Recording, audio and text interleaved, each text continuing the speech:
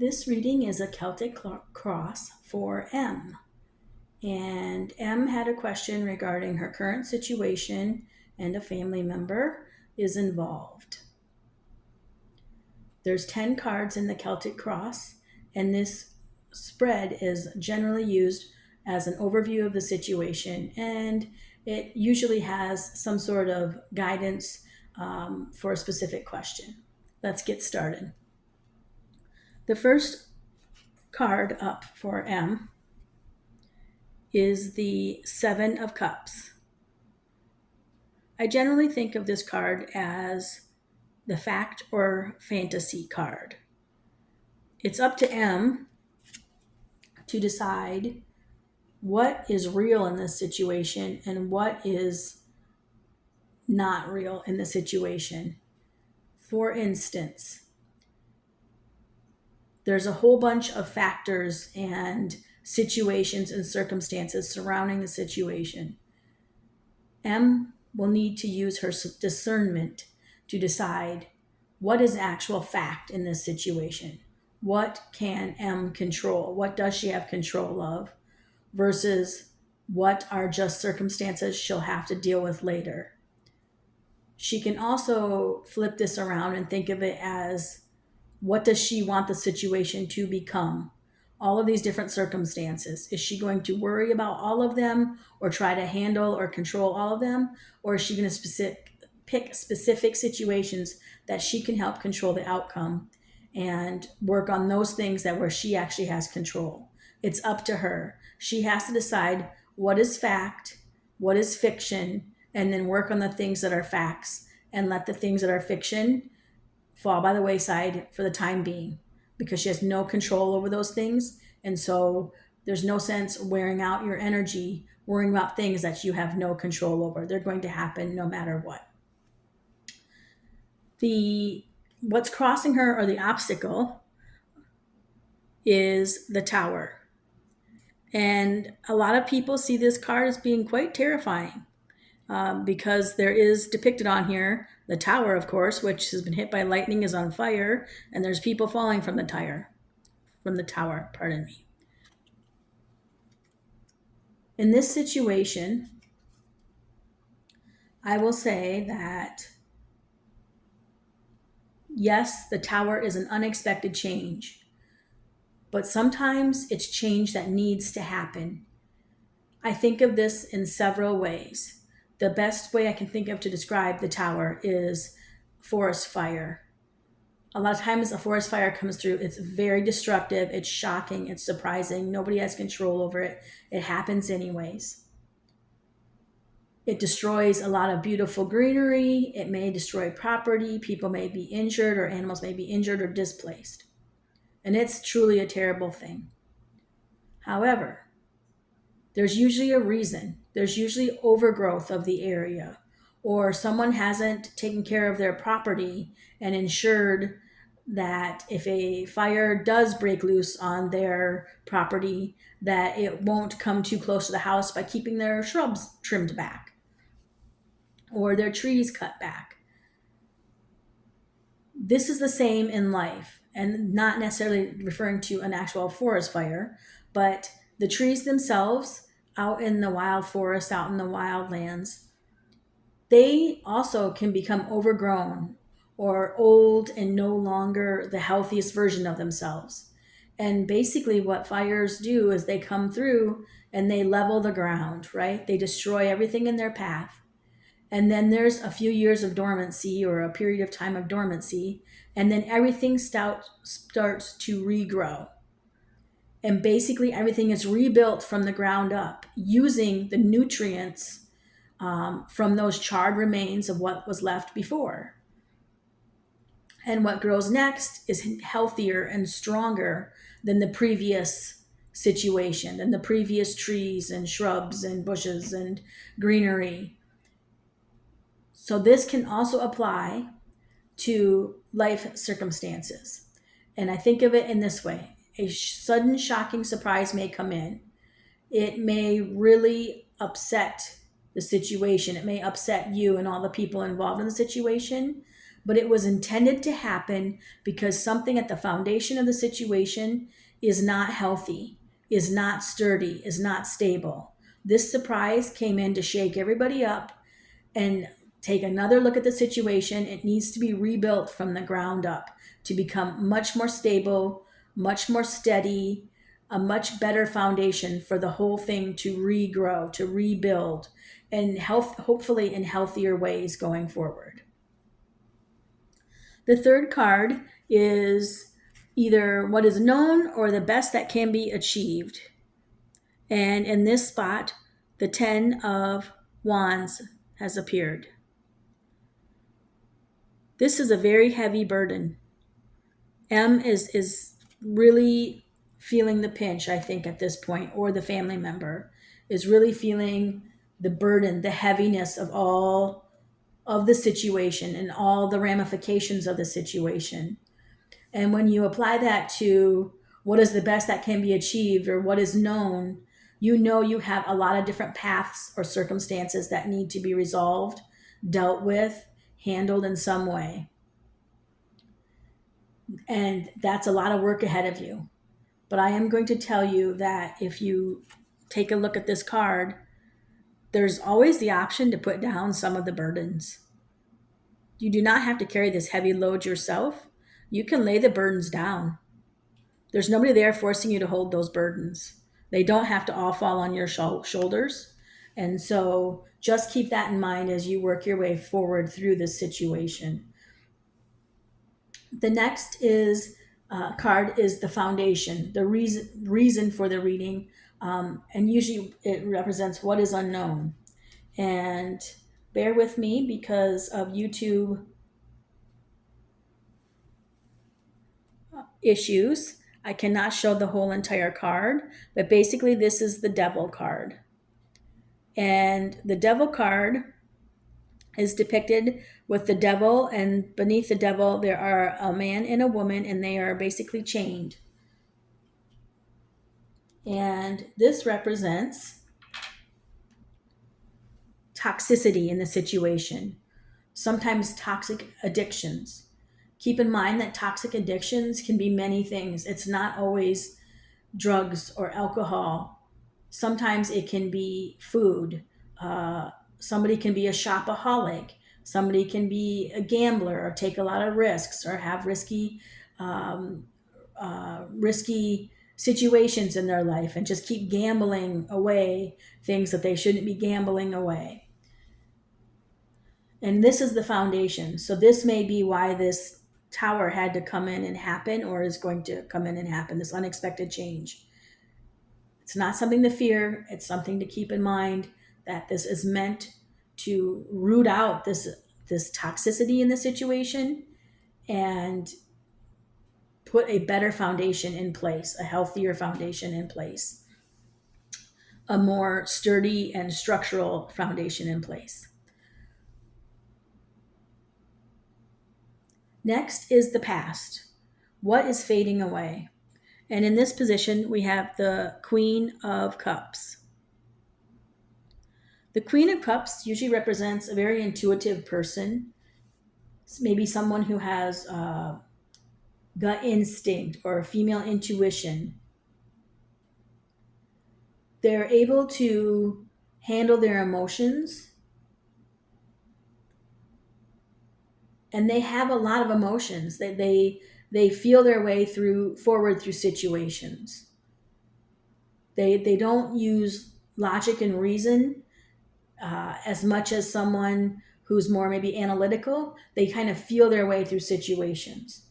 But based on the fact that the queen here is sitting on a concrete throne, and she has her feet on some little pebbles at the bottom of the throne, it shows me that she is grounded, or he in this case, whatever the situation may be, the person is grounded. And even though they use their heart first to kind of feel their way through situations, to feel their way through perhaps loving entanglements or emotional relationships, they do have a little bit of grounding with them too, to keep them grounded, to keep them practical. So let's hope that even though this is basically what is fading away, what is in the past, this intuitive person is basically kind of falling out of the situation or kind of just taking a step back from the situation. They are the person that offers the grounding, the groundedness, the rootedness, um, sometimes the reasonableness in the situation. The near future brings in justice, the new circumstances, justice. Justice in the near future represents balance. The card is depicted with the scales of justice in one hand, and then the other hand holds a sword of truth. And justice can be two forms. It can take the form of perhaps legal justice, as in there may be a court case here, there may be legal ramifications, there could be some sort of documents needed. Think of things like marriage documents, divorce decrees, things where the legal system has to get involved, or court systems of some sort are involved. Or it can be karmic justice. And in that case, it could mean many things. For instance, let's say this person has had a streak of great luck their whole lives, and then all of a sudden something has to come in, and because there's karma in the world, it's just their turn to have something unfortunate happen. So it could be karmic justice, or it could be legal type justice, but there's something here that needs to be balanced. There's something out of balance that needs to be rebalanced, and that could be coming up in the near future. This new circumstance is this balance coming in is what's needed. That's what's going to, I don't want to say replace, but what's going to kind of balance out the situation as the intuitive person kind of takes a step back, or the intuitive part of this person takes a step back. Karmic justice, legal justice will step in and take over at that point. Next, current state of mind. The current state of mind is the Ten of Swords. And this is a very heavy card, very heavy energies. As you can see in the picture, the person or the situation has transitioned, and there's no chance of going back to the same situation or the same circumstances that were before. The situation is coming to a conclusion in this person's mind. Basically, they feel like they're out of options. And as the current state of mind, they feel like they're out of options. There's a lot of despair here in this card, and worry. And it can feel incredibly painful. And it's a dark time for this person or the circumstance. But you also need to take in the next few sets of cards. So moving through the Celtic Cross, the next card is the external influences. The external influences can also represent the environment, your home, your region, what's going on in your life right now, or the life of the person in question. And this card is represented by the Eight of Pentacles. In this card, someone is diligently working on their craft.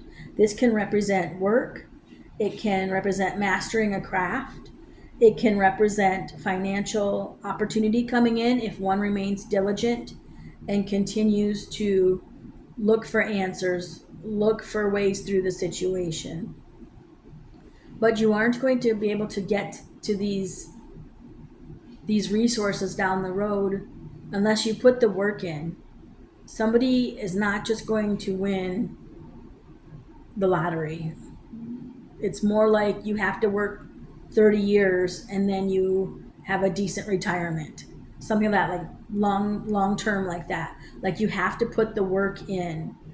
The person has to do, you know, they have to do the work. They have to learn the skills. They have to deal with the day in and day out of just routine, mastering their craft, mastering what they need to know to become a whole realized person, a whole realized individual.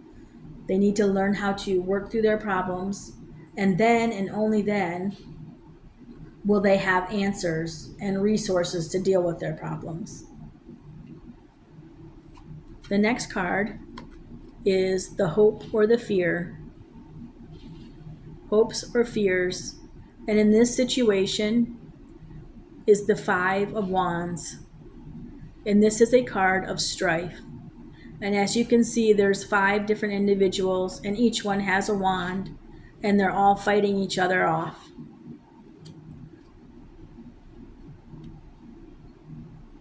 I see this as being competing priorities, too many voices in the situation, too many people thinking they have the answer, and nobody really trying to work with anybody else.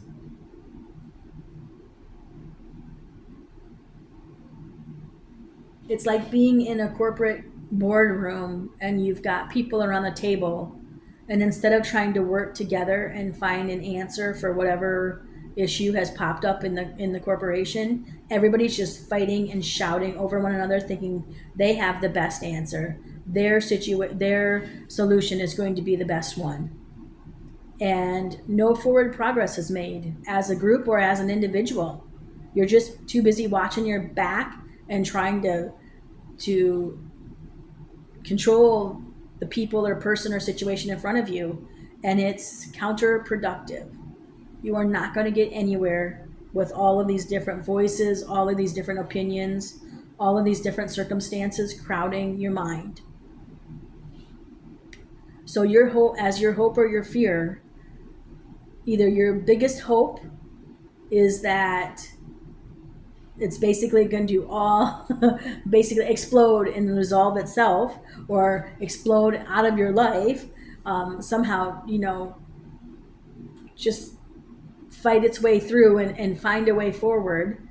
Or you fear that it's going to fight its way through, everybody's going to fight their way through and find their own way forward.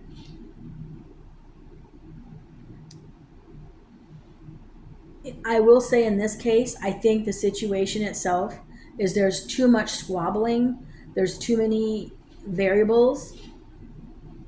Try to find quiet time. And I think this card really reflects back on the 7 of Cups. Decide what is fact, what you can control, what is true versus what is not true in the situation, what is fiction. Because with 7 of Cups, it's up to the person in charge of the situation, or the person who's worrying about this situation in this case, to decide what is real, what is not real, and what do they have control of. And you need to let everything else fall. You need to let everything else work itself out. You don't have control over it. You can't overpower all of these other situations, these voices, these circumstances all at once. And the final, most likely outcome of the situation was fascinating because 4 different cards popped out. So we'll go through them one by one. The most likely outcome, based on the situation as it is right now, is option number 1, the 3 of Wands. The 3 of Wands represents basically your ships coming in, right? This gentleman is standing in his empire, and he's got 2 wands out there and 1 wand back here, and he's out looking over the sea, and there's little ships in the harbor. And in the 3 of Wands, it's a step forward from the 2 of Wands, meaning the 2 of Wands, the king of this kingdom, has formed a strategic plan to take over more land or to bring more riches to his land. And so he sent all these ships out into the world to collect more land, more riches, more whatever he's looking for, more power. The Three of Wands is the ships going out, doing the trade, doing the bartering, fighting the fights, and then the ships are finally starting to come back home. And that means that the strategic plan that was put into place during the Two of Wands or at a previous time, you have to be patient and wait for that situation to play out. You have to be patient and wait for the things that have already been sent out into the world, the circumstances that are already in action and then that are already taken place or going to take place. You just need to let the situation play itself out. Option 2 for the end, or the most likely outcome, is the Four of Cups. Four of Cups. Four of Cups is a card of apathy. The gentleman in the card is looking at the 3 cups that are before him and not even noticing the 4th card that's being handed to him or coming in. It's basically catching him blindside. And he may not even see that opportunity coming in or that blessing coming in because it's so focused on the 3 cups in front of him. And in as that relates to the Three of Wands, when these ships come in, this gentleman may not realize it. He's just so worried about the ships he sent out there that he doesn't realize they may have literally captured a whole other ship and brought it in, right? Just speaking metaphorically. There could be a whole other opportunity coming in that you can't see. You don't have a crystal ball. And there's blessings everywhere in the world. It's part of cosmic justice, karmic justice. So there may be some sort of hidden blessing coming in. Or it could represent, like, you know what you don't want. You don't want that cup that's being offered to you. You want one of these 3 options in front of you. So this card is fascinating to me because it truly can go 2 different ways. Is this person really busy looking at the 3 the 3 things that are in front of him and missing the 4th cup? Or is this person decided, I don't want the 4th cup, I only want these 3 things? Can go either way. It's up to the person who's in charge of this situation. The next option for the likely outcome, 5 of Swords. It's another card of strife here. And unfortunately, this person has 5 swords. He's holding 3 or she's holding 3. And 2 are laying on the ground, and there's 2 people in the background, and they're disappointed. And I always think of this card as this person won the battle, but not the war. These people could have been allies, and they're walking away defeated and in despair. So instead of feeling victorious that he won the battle, he's more upset that he won the war because he might have lost good allies in the process. And the reason I would think that these would be allies is because these left 2 swords laying on the ground. So he's not worried that they're going to come after and run after him and use the swords on him. So I think here it's, you may have won the battle, but you may have lost the war overall. The 4th most likely outcome card is the Hanged Man card. The gentleman here is hanging upside down in a tree, and enlightenment can happen. If you'll notice down here where his crown is, the crown surrounding him is glowing. Enlightenment can happen, but it will require you to change your perspective. Things are only going to get better when you change your perspective. And how that relates to the 4 cards, the most likely outcome, as I see them as a grouping rather than each option, I would say that you need to be patient and wait for your whatever plans that have already been laid in place or are playing out, let them play out. See how many of those little ships come sailing back into the harbor. At that point, study all of the options. Do not leave anything off the table. It's your choice, but I would say at least take a look at that 4th cup that's being handed to you. Don't be so busy only staring at the 3 cups that you miss out on that one hidden opportunity that comes out of nowhere. There may be some struggles with the people in your life in this situation due to this situation and the long-term outcome. And there may be people leaving your life due to a disagreement in opinion.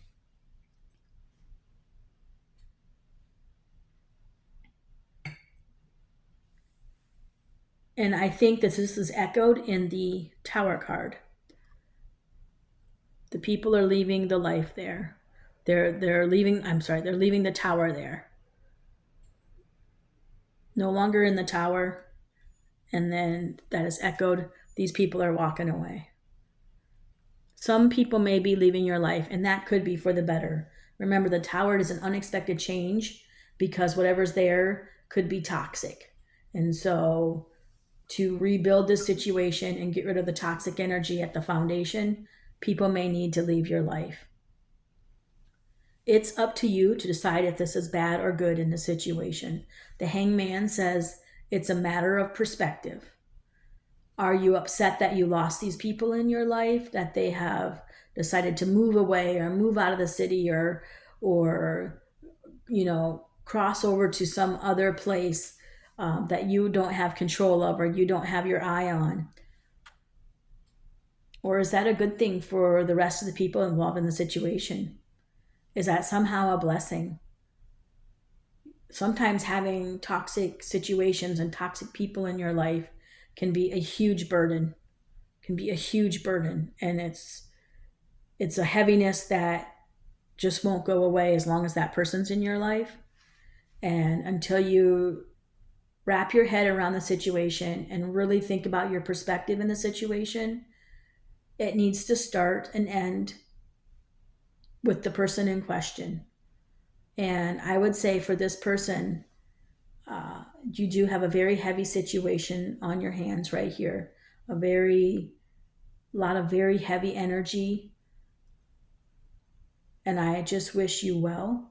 I think don't try to control too many things at once. Let the situation play out.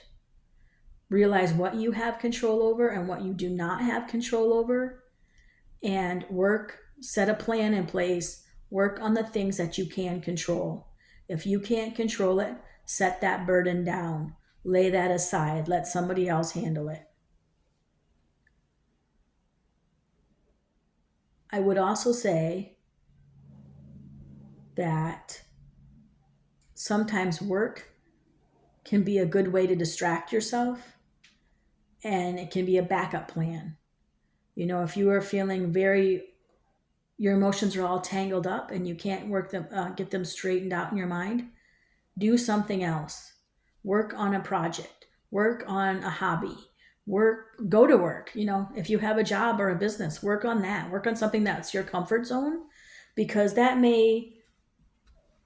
while it could be backbreaking or tedious or monotonous, that might also be your comfort zone. So it doesn't necessarily have to be work like a profession, although that could be it. It could be just working on a hobby, working on something that you really like working on. Maybe you're a gardener, work on your garden. And that will help kind of settle the voices and the combatants that are clouding your mind and your field of vision in this situation. And that will help you regain perspective, and a healthy perspective. It'll help you reach enlightenment on why did this happen? Why did it happen this way? Why did I have to lose people, or why did people leave the situation? You don't have control over that. It was all written beforehand, apparently, in this situation, or it's all playing out according to what the justice system has decreed, whether it be the legal justice system or the karmic justice system. Thank you for letting me read for you today. Namaste, my friends.